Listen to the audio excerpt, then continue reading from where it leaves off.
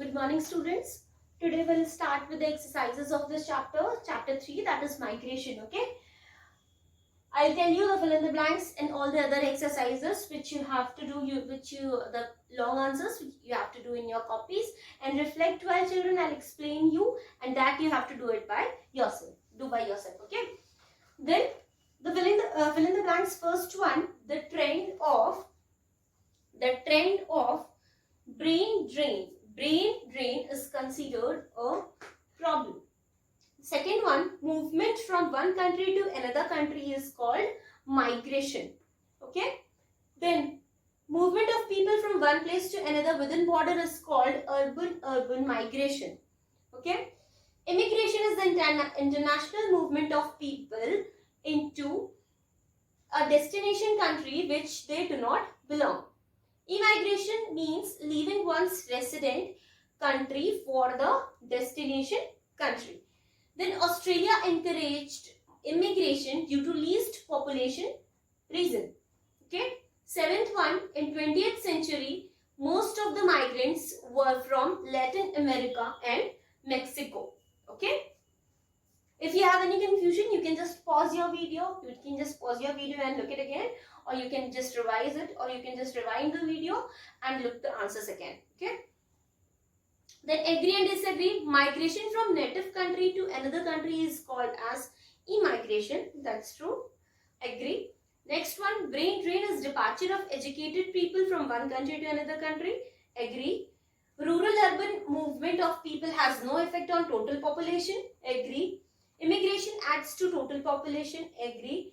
During 19th and 20th centuries, migration from Europe brought about 30 million people to USA. That's disagree. Okay. It's 21 million people. 1947, a large number of Muslims migrated from India to Pakistan. It's agree. Okay. So children, you look at this. Agree and disagree. Then we have answer in brief. What do you mean by immigration? It's given on page number 37, and the heading is immigration. That you write full, or you read the topic. Whatever you understand, you write. Okay. Immigration, page number 37, under the topic immigration. Then we have mentioned the types of migration. We have the answer on page number 37. The chart which is prepared, children, in the pink color in your book. Okay. So that chart you see. Okay. And better you prepare, better you make that chart. Okay. What do you mean by brain drain? It's on page number 40. From the till 5th line, drain. Okay. Till 5th line, drain.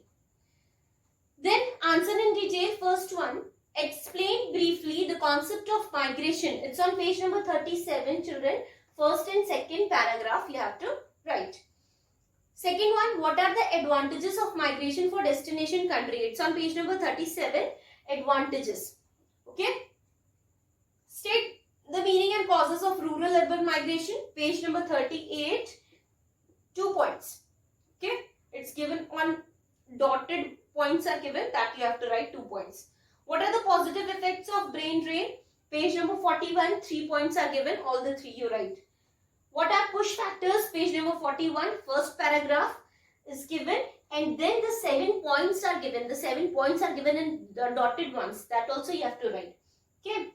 What are the disadvantages of migration for home country? Page number 39, under the heading disadvantages of migration for home country, it's given. Whatever points are given, you just write. 3 points are given, I guess. You write all the 3 points. And here, children, you have to explain. You have to give a short explanation of these points. Okay. Then reflect why. I'm going to explain you reflect why, and you write the answers in your copy by your own. Okay. See, reflect why. First one, what steps can the Indian government take to check a brain drain and reverse the process of brain gain? As I told you during my explanation, children, to stop this process of brain drain, a government can introduce certain steps in our home country so that the people, those who are migrating to another country, they would not migrate to another country, and they would get that all that facilities in their home country which they are wanting in the destination country, for which they want to go there. So a government must have enough facilities for highly trained and educated person in their homeland, in their home country, and the government can provide highly skilled people, high salary and other facilities which they enjoy in foreign countries. Okay. Then reflect why. Second one, as of December 2017, an estimated 6,55,000 to 7 lakh Rohingya people from Myanmar fled to Bangladesh to avoid persecution. What is persecution, children? Persecution is the ill treatment given to the people. Okay, ill treatment given to the people. Okay, so to avoid this persecution, people from Myanmar fled to Bangladesh. What will be the socio-economic impact of this on Bangladesh? Now you see, children, this now Myanmar to Bangladesh. So Bangladesh will be a destination country where the people are going and shifting. So what will be the impact, socio-economic impact on the destination country, that is Bangladesh? So what will be the socio-economic impact? It will increase its social pressure. Okay, social pressure will be increased in that country, and the many things will increase, like housing, the basic amenities like food, shelter. Okay, and because of this high price, it's very difficult for common people to lead a peaceful life.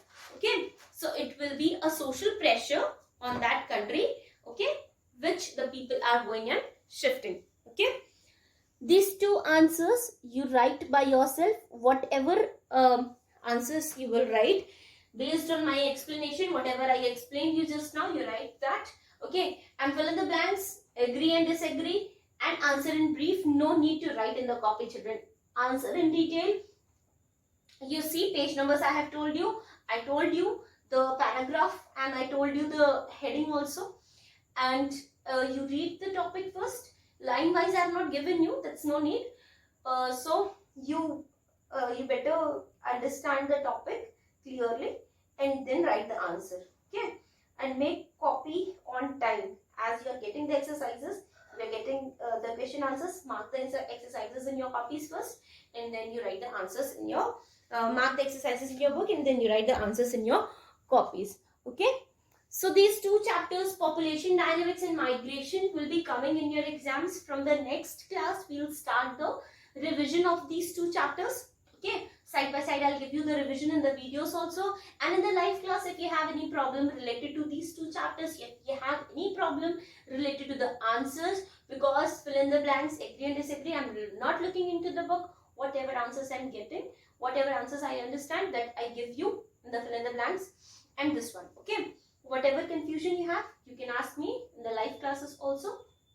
Okay, please do the answers in the copy, children, please.